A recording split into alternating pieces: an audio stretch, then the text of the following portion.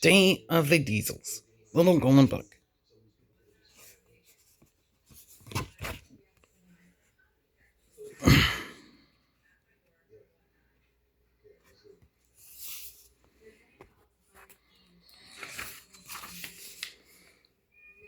One beautiful morning on the island of Sodor, Thomas and Percy were enjoying a ride in the country. Suddenly, they saw black smoke in the sky. They raced to find out what was the matter. An old farm shed was on fire. Percy and Thomas let the firefighters sink buckets of water from their tanks to put out the blaze. But it was slow work.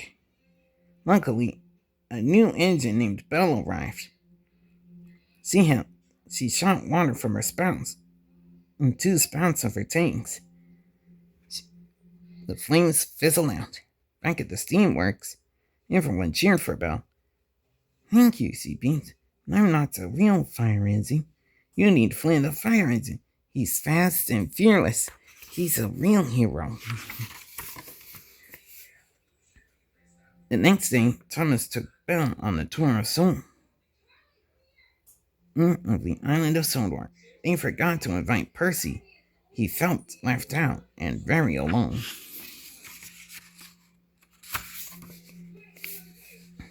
Diesel wailed out next to Percy. He invited Percy to visit the Diesel Works. You'll be our special guest, he hissed. Steam engines didn't usually go to the Diesel Works, but Percy wanted friends who had time for him. He wanted to be a special guest.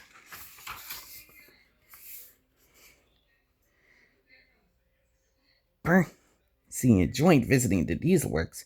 All the diesels were friendly, but the building was dingy, old, and dirty. They didn't even have a crane. You need a new Diesel Works, Percy said to Diesel 10.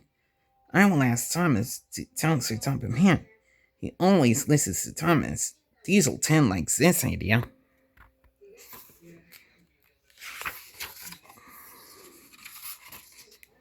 Percy raced back to the steamworks to tell Thomas about his adventure, but Thomas was too busy listening. Flynn the fire engine had arrived, and Thomas was showing him around Sodor. That night, Percy saw something that really troubled him. Flynn was in Percy's berth at Timothy's Sheds. Percy decided not to stay where he wasn't wanted.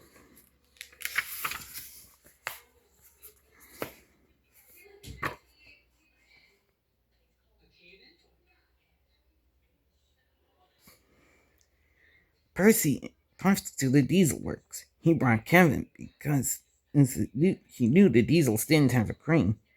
We'll both be needed at the Diesel Works, Percy peeped. The next morning, Percy told the Steamies where he had been all night. Everyone was amazed. Percy asked Thomas if he could help the Diesels get a new Diesel Works. They chugged off together to talk to Diesel 10. But Diesel 10 no longer wanted Thomas's help.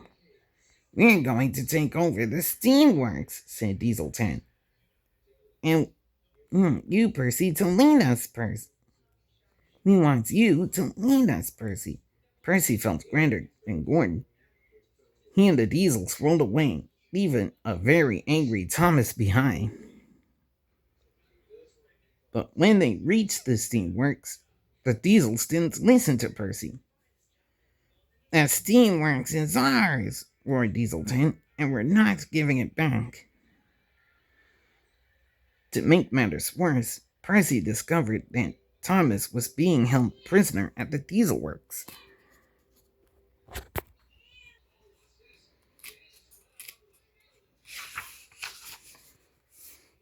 Percy hurried to help Thomas. As he screeched to a stop, sparks flew from his wheels. Some oily rags caught fire, and the flames spread around and across the Diesel Works. Percy knew he needed Flint's help.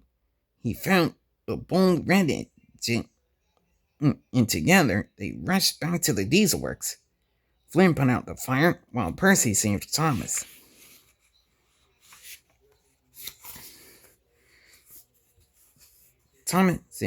Percy and Thomas then raced to the steamworks to stop the diesels.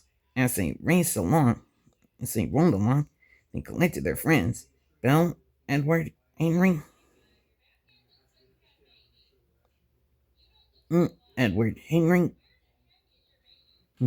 Gort, James, Toby, and Emily. They all knew that friends are stronger when they stick together. The Diesels were surprised to see the Steamies, but they refused to leave until Sir Topham Hatt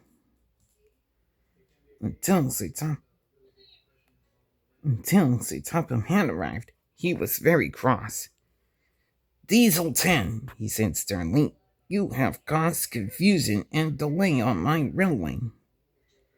"It was always my plan to build a new diesel works," Sir Topham Hatt explained, "but everything takes time. Now the Diesels and the Steamies must work together to build a new diesel works."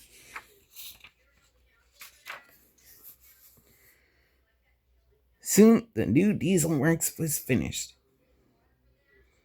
At the grand opening, the Diesels beamed and the Steamies beeped proudly. Everyone was happy, especially Percy and Thomas. They were best friends again. The end.